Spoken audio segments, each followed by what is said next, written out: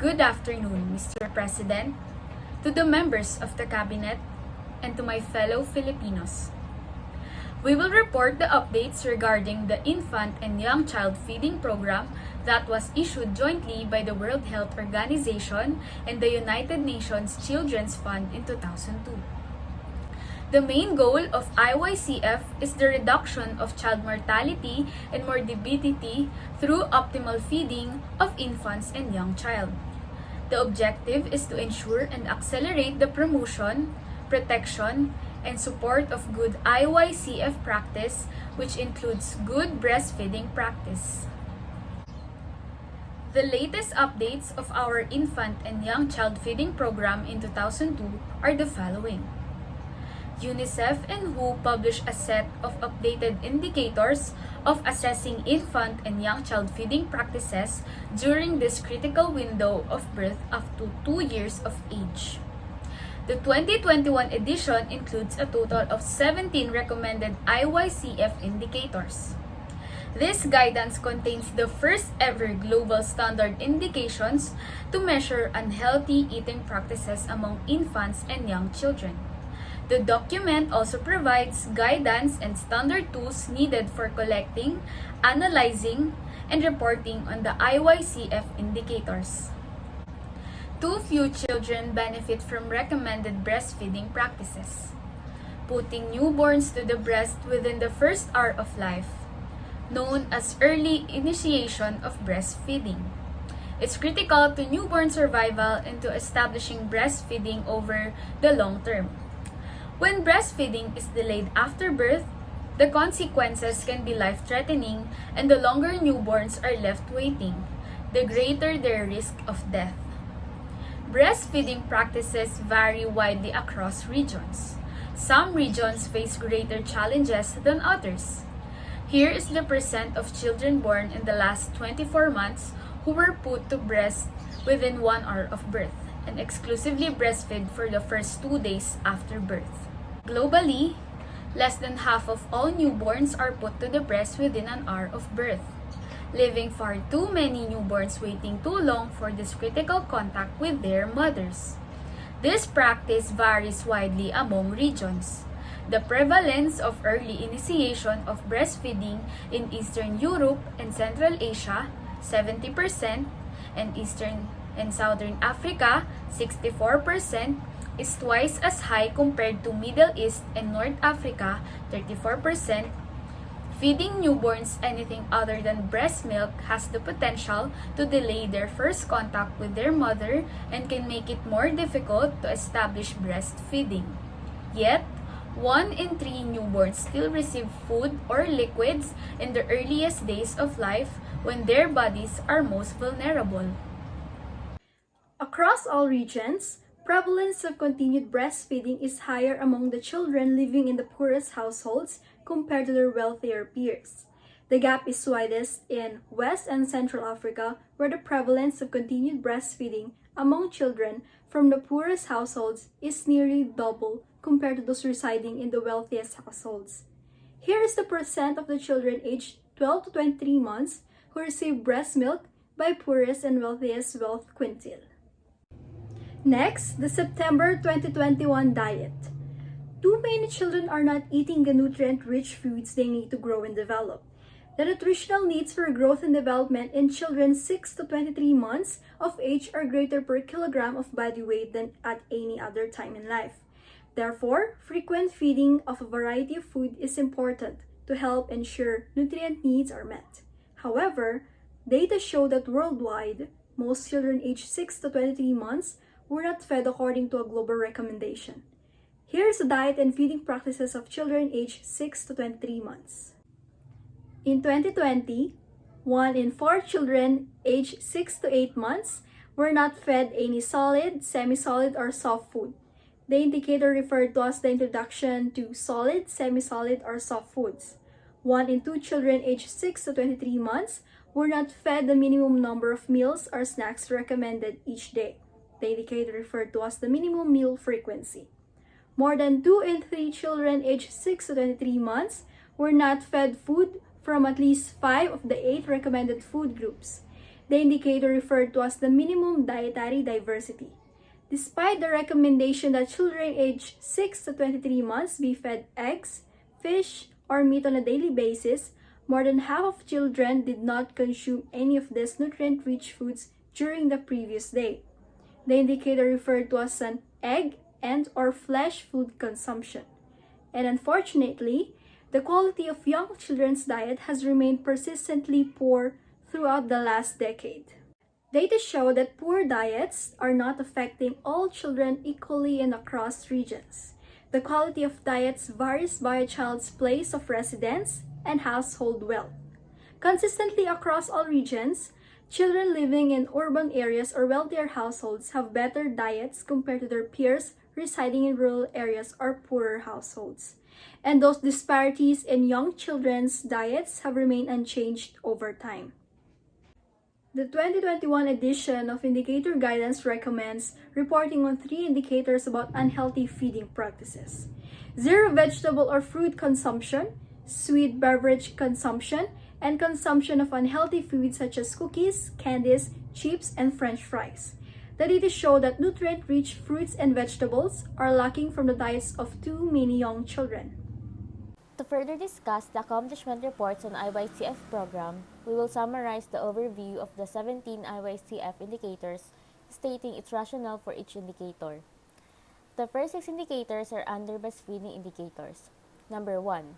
Ever breastfeeding. Breastfeeding is recommended for all infants worldwide except in very few cases for those with specific medical conditions. Number 2. Early initiation of breastfeeding. WHO program strategy for infant and young child feeding recommends that infants be breastfed within 1 hour of birth. WHO guidelines on maternity care state that all mothers should be supported to initiate breastfeeding as soon as possible after birth, within the first hour after delivery. Number 3. Exclusively breastfeeding for the first 2 days after birth. WHO Global Strategy for Infant and Young Child Feeding recommends that infants be exclusively breastfed from birth until they turn 6 months of age. Number 4. Exclusively breastfeeding under 6 months. WHO Global Strategy for Infant and Young Child Feeding recommends that infants be exclusively breastfed until they turn 6 months of age. Number 5. Mixed milk feeding under 6 months. Although this is not a recommended practice as non-human milks are likely to displace breast milk, this practice is common across many countries. Mixed milk feeding with breast milk plus a breast milk substitute is associated with increased risk of early cessation of breastfeeding, reduced breast milk production, and altered gut microflora. Number 6. Continued breastfeeding 12 to 23 months. Children who are still breastfed after 1 year of age can meet a substantial portion of their energy needs within the breast milk in their diet. Continued breastfeeding is also vital during illness. While sick children often have little appetite for solid food, continued breastfeeding can help prevent dehydration while also providing the nutrients required for recovery. Number 7. Introduction of solid, semi-solid, or soft foods 6 to 8 months. Guiding principles for complementary feeding of the breastfed child similarly state: introduce complementary foods at 6 months of age, 180 days, while continuing to breastfeed. After the first 6 months of life, infants' nutrient demands start to exceed what breast milk alone can provide, and this leaves them vulnerable to malnutrition unless solids are introduced. Number 8. Minimum dietary diversity 6 to 23 months. World Health Organization guiding principles for feeding the breastfed child and non-breastfed child recommend that children aged 6 to 23 months be fed a variety of foods to ensure that nutrients needed are met. Number 9. Minimum meal frequency 6 to 23 months.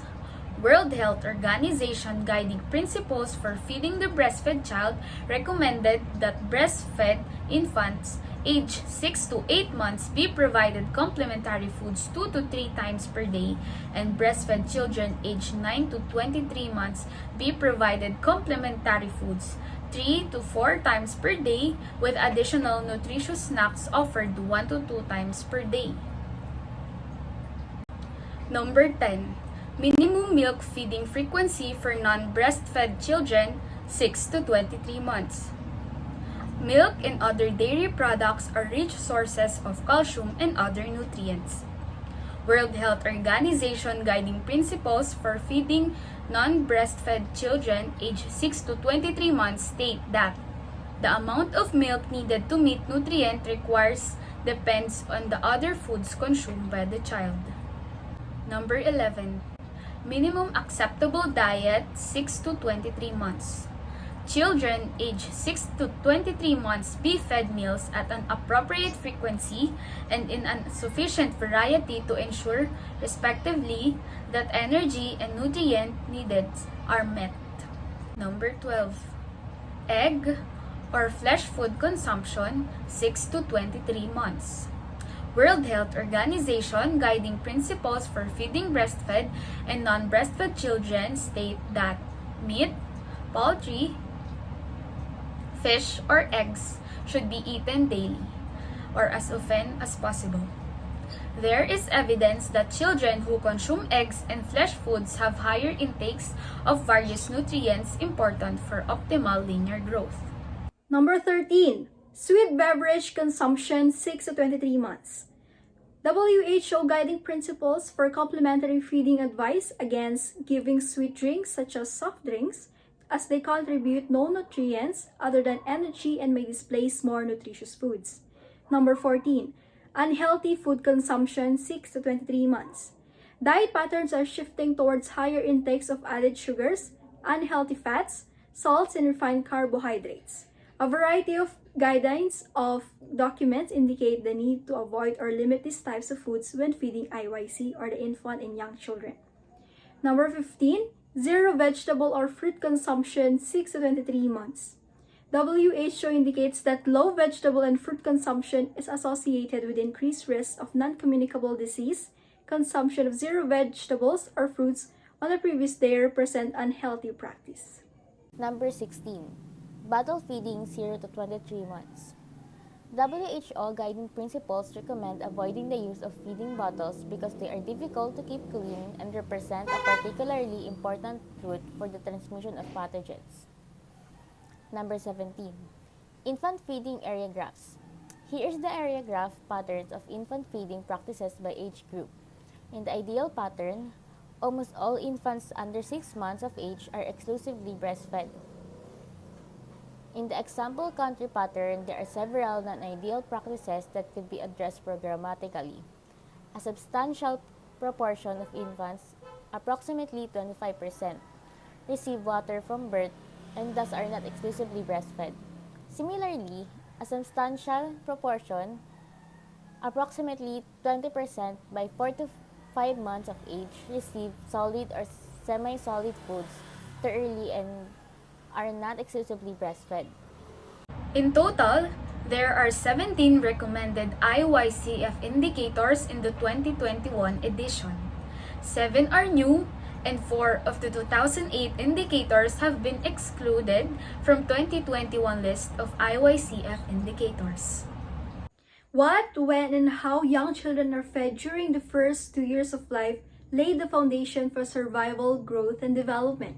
Mr. President, that is the newest update regarding the infant and young children feeding program. Thank you for listening.